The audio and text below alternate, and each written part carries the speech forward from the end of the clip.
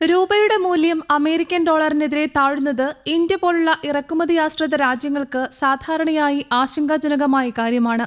കാരണം രൂപയുടെ വില കുറഞ്ഞാൽ ഇറക്കുമതി ചെയ്യുന്ന എണ്ണ, ഇന്ധനം, മരുന്നുകൾ, യന്ത്രങ്ങൾ, ഇലക്ട്രോണിക് ഉപകരണങ്ങൾ തുടങ്ങിയവയുടെ വില ഉയരും. അതിന്റെ നേരിട്ടുള്ള ആഘാതം രാജ്യത്തെ സാധാരണ ജനങ്ങളുടെ ജീവിത ചെലവിലും വ്യവസായ രംഗത്തും പ്രതിഫലിക്കും. അതുകൊണ്ട് തന്നെ വർഷങ്ങളായി ഡോളറിനെതിരെ രൂപ ദുർബലമാകുമ്പോൾ ഇന്ത്യൻ റിസർവ് ബാങ്ക് സ്വന്തം വിദേശ നാണ്യ ശേഖരത്തിൽ നിന്ന് ഡോളർ വിറ്റഴിച്ച് രൂപയെ സംരക്ഷിക്കുകയാണ് പതിവ്. എന്നാൽ 2026 ഭാരതം സ്വീകരിച്ച സമീപനം ഇതിൽ നിന്ന് വ്യത്യസ്തമാണ്. ഡോളർ വിറ്റ് പ്രതിസന്ധി താൽക്കാലികമായി തടയുന്നതിനേക്കാൾ ഡോളറിനോടുള്ള അമിത ആശ്രയത്വം തന്നെ കുറയ്ക്കുന്ന ദീർഘകാല തന്ത്രമാണ് ഇപ്പോൾ RBIയും കേന്ദ്ര സർക്കാരും ചേർന്ന് നടപ്പിലാക്കുന്നത്. ഡോളറിന്റെ വില കൂടിയാലും അമേരിക്ക പലിശ നിരക്ക് ഉയർത്തിയാലും ലോകത്ത് സാമ്പത്തിക സംഘർഷമോ യുദ്ധമോ ഉണ്ടായാലും ഇന്ത്യൻ സമ്പദ് വ്യവസ്ഥ തകർന്നു പോകാതിരിക്കണം. അതിനായി RBI 3 പ്രധാന മേഖലകളിലാണ് ശക്തമായ ഇടപെടൽ നടത്തുന്നത്. ബാങ്കുകളുടെ ഡോളർ ശേഖരത്തിന് നിയന്ത്രണം, സ്വർണ്ണ ശേഖരം വർദ്ധിപ്പിക്കൽ, രൂപയിൽ ആഗോള വ്യാപാരം വികസിപ്പിക്കൽ. 2026 മാർച്ച് 27 RBI പുറത്തിറക്കിയ പുതിയ നിർദ്ദേശം ഇന്ത്യൻ ബാങ്കിംഗ് രംഗത്ത് വലിയ മാറ്റത്തിന് തുടക്കമായി. ഈ നിർദ്ദേശപ്രകാരം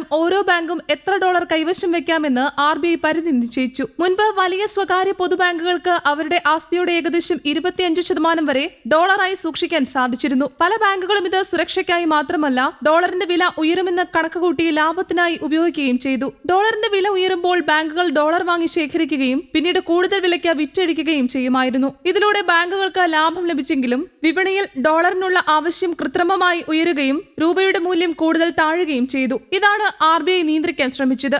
RBI സ്വന്തം 688 ബില്യൺ ഡോളറിലധികം വരുന്ന കരുതൽ ശേഖരത്തിൽ നിന്ന് വലിയ തോതിൽ ഡോളർ വിറ്റഴിക്കാതെ തന്നെ ബാങ്കുകൾ കൈവശം വെച്ചിരുന്ന ഡോളർ വിപണിയിലേക്ക് ഇറക്കി രൂപയെ സംരക്ഷിക്കുന്ന പുതിയ മാർഗമാണ് സ്വീകരിച്ചത്. ഡോളറിന്റെ ആധിപത്യം കുറയ്ക്കുന്നതിനൊപ്പം ഇന്ത്യയുടെ സ്വർണ്ണ ശേഖരം ചരിത്രത്തിലെ ഏറ്റവും വേഗത്തിൽ ഉയരുകയാണ്. ലോകത്തെ മിക്ക കേന്ദ്ര ബാങ്കുകളും ഇപ്പോൾ സ്വർണ്ണത്തിലേക്ക് തിരിയുന്നുണ്ടെങ്കിലും ഇന്ത്യയുടെ നീക്കം കൂടുതൽ തന്ത്രപരമാണ്. 2026 മാർച്ച് മാസത്തോടെ ഇന്ത്യയുടെ സ്വർണ്ണ ശേഖരത്തിന്റെ മൂല്യം ഏകദേശം 128.47 ബില്യൺ ഡോളറായി. വെറും 3 വർഷത്തിനുള്ളിൽ ഈ മൂല്യം ഏതാണ്ട് ഇരട്ടിയായി. 2023 ഇന്ത്യയുടെ വിദേശ നാണ്യ ശേഖരത്തിൽ സ്വർണ്ണത്തിന്റെ വിഹിതം വെറും 8% എന്നാൽ ഇപ്പോഴത് 17.7% ഉയർന്നു. ഇതൊരു സാധാരണ നിക്ഷേപമല്ല.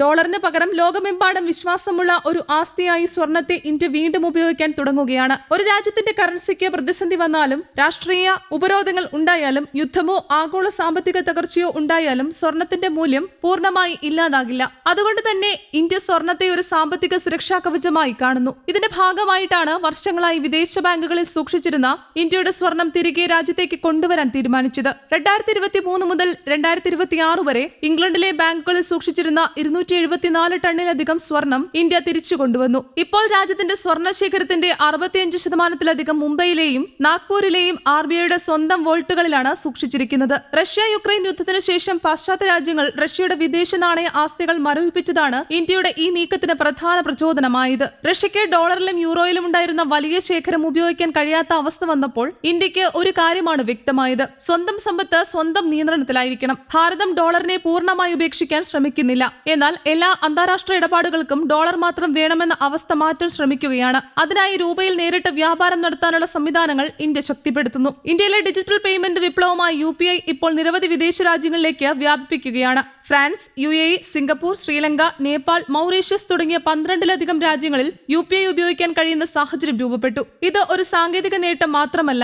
ഒരു ഇന്ത്യൻ പൗരൻ വിദേശ രാജ്യത്ത് പോയി നേരിട്ട് രൂപയിൽ പേയ്മെന്റ് നടത്താൻ കഴിയുമ്പോൾ അവിടെ ഡോളറിലേക്ക് പണം മാറ്റേണ്ട ആവശ്യം കുറയും. ചെറുകിട ഇടപാടുകളിലേക്കും ഡോളറിന്റെ പങ്ക് കുറഞ്ഞു തുടങ്ങും. Russia, UAE, Germany, Sri Lanka, Bangladesh ഉൾപ്പെടെ 30-ലധികം രാജ്യങ്ങളുമായി ഇന്ത്യ രൂപയിൽ നേരിട്ട് വ്യാപാരം നടത്താനുള്ള വോസ്ട്രോ അക്കൗണ്ട് സംവിധാനം ആരംഭിച്ചു. ഈ സംവിധാനത്തിൽ വിദേശ ബാങ്കുകൾ ഇന്ത്യയിലെ ബാങ്കുകളിൽ പ്രത്യേക അക്കൗണ്ട് തുറക്കും. ഇന്ത്യയിൽ നിന്ന് സാധനങ്ങൾ വാങ്ങുമ്പോൾ അവർ രൂപയിൽ തന്നെ പണമടയ്ക്കും. ഇന്ത്യയുടെ ഏറ്റവും വലിയ ലക്ഷ്യം ലോകത്തിലെ ഏത് പ്രതിസന്ധിയിലും തകർന്നു പോകാത്ത ഒരു സ്വയം പര്യാപ്ത സമ്പദ് വ്യവസ്ഥ സൃഷ്ടിക്കുകയാണ്. ഡോളർ ഇല്ലാതെയും വ്യാപാരം നടത്താൻ കഴിയുന്ന, വിദേശ രാജ്യങ്ങളുടെ തീരുമാനങ്ങളിൽ പൂർണ്ണമായി ആശ്രയിക്കാത്ത, സ്വന്തം സാമ്പത്തിക കരുത്തിൽ മുന്നേറുന്ന ഒരു ഇന്ത്യയാണ് ലക്ഷ്യം. ഇത് ഒരു ദിവസം കൊണ്ടോ ഒരു വർഷം കൊണ്ടോ സംഭവിക്കില്ല. പക്ഷേ ബാങ്കുകളുടെ ഡോളർ നിയന്ത്രണം, സ്വർണ്ണ ശേഖര വർധന, രൂപയിൽ ആഗോള വ്യാപാരം, UPIയുടെ വ്യാപനം ഇവയെല്ലാം ചേർന്ന് ഇന്ത്യയെ ഒരു പുതിയ സാമ്പത്തിക യുഗത്തിലേക്ക് കൊണ്ടുപോവുകയാണ്. ഇന്ത്യ ഡോളറിനെതിരെ യുദ്ധം പ്രഖ്യാപിച്ചിട്ടില്ല.